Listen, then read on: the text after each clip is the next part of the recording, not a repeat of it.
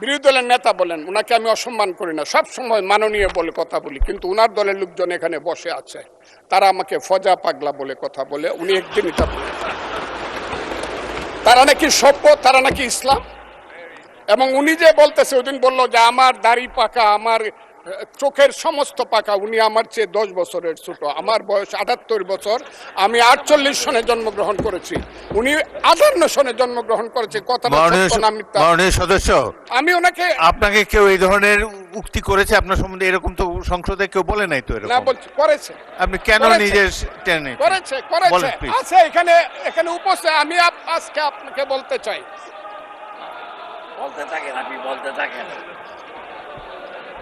আচ্ছা, আমি যে কথাটা বলতে চেয়েছিলাম, বিরোধী দলের নেতা বলেছেন উনি মুক্তিযোদ্ধা পরিবারের লোক এবং উনি শহীদ পরিবারের লোক এবং উনি জামাতে ইসলাম করেন। এটা ডাবল অপরাধ। মুক্তিযোদ্ধা পরিবারের লোক কেউ জামাত করতে পারে না। আর শহীদ পরিবারের লোক, শহীদ পরিবার। মাননীয় সদস্যবৃন্দ, ওনাকে বলতে দেন।